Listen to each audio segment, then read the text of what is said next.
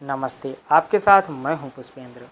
TV serial पंडे पुजारी रामलीला और कुछ कथावाचकों के माध्यम से हमें ये बताया जाता है कि लंकापति रावण के 10 सिर और 20 भुजाएं थीं। किंतु यदि हम रामायण के पन्ने पलट करके देखें तो ऐसा कोई भी जिक्र नहीं मिलता कि रावण के 10 सिर और 20 भुजाएं थीं। हाँ, रावण को दशानन कहकर अवश्य संबोधित किया गया है, किंतु इसका ये अर्थ नहीं कि किसी के नाम मात्र से ही उस व्यक्ति के गुण, कर्म, स्वभाव तथा उसके आकार के बारे में सही जानकारी हो जाए। मान लीजिए किसी का नाम मनसुख है तो ये आवश्यक नहीं कि वो सुखी हो, या किसी का नाम दीपक है तो वो प्रकाशवान हो। पंचवटी में रावण माता सीता से अपनी शक्ति का बखान करते हुए कहता है कि मम संजात रोषस्य मुखम दृष्टवयो मैथिली विद्रवंती परित्रस्ताः सुराः शक्र पुरोगमाः। अर्थात हे सीते, हे मैथिली, जब मुझे क्रोध आता है तो मेरे मुख को देखकर देवता भय से कांप उठते हैं और इधर उधर भागने लगते हैं। यहाँ ध्यान दीजिए, मम संजात रोषस्य मुखम दृष्टवयो मैथिली, मेरे मुख को देखकर। यहाँ पर रावण अपने बहुत सारे मुखों की बात नहीं कर रहा, मुखम एक वचन शब्द है। यानी रावण कहता है सीते, मेरे मुख को देखकर देवता लोग भय से कांप उठते हैं जब मुझे क्रोध आता है। आगे देखिए, सुंदरकांड के 10वें सर्ग में जब हनुमान जी माता सीता की खोज करते हुए रावण के महल पर पहुँचते हैं तो उन्होंने रावण को उसके महल पर सोते हुए देखा। तब हनुमान जी को भी रावण का केवल एक ही सिर दिखाई दिया था। वे देखते हैं कि तस् राक्षस राजस्य निश्चक्राम महामुखात शयानस्य विनिश्वासः पूर्यानिव तद्ग्रहम। हनुमान जी देखते हैं कि उस राक्षस राज के महामुख से निकल रही श्वास से ऐसा लग रहा है कि जैसे सारा घर परिपूर्ण हो रहा हो।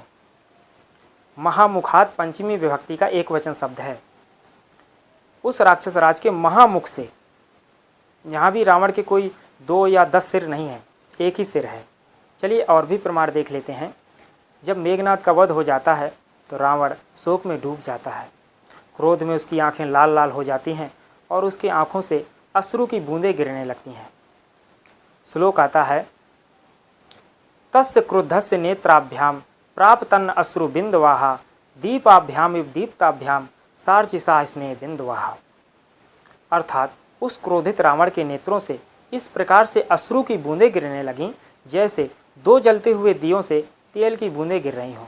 यहाँ पर ध्यान दीजिए, तस्य क्रुद्धस्य नेत्राभ्याम, नेत्राभ्याम 2 वचन शब्द है।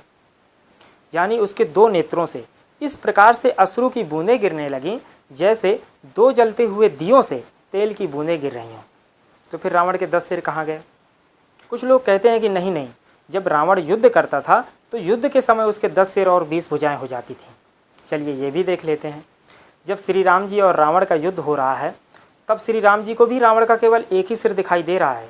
श्री राम जी रावण से कहते हैं कि अद्य ते मच्छरश्छिन्नम शिरो ज्वलित कुंडलम क्रव्यादा विपकर्षन्तु विकीर्णम रणपांशुषु। अर्थात आज मेरे बाणों से कटकर गिरे हुए तेरे इस जगमगाते कुंडलों से युक्त मस्तक को मांसभक्षी जीव जंतु घसीटेंगे। तो यहाँ भी राम जी को रावण का केवल एक ही सिर दिखाई दे रहा है। तो फिर रावण के 10 सिर कहाँ गए?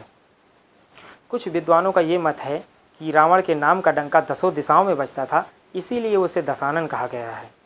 तो कुछ का मत है कि रावण 6 शास्त्रों और 4 वेदों का ज्ञाता था, इसीलिए उसे दशानन कहा गया है। खैर, ये सबके अपने अपने मत हैं, किंतु रामायण में ऐसा कहीं पर भी नहीं लिखा कि रावण के 10 सिर थे या उसका नाम दशानन क्यों था।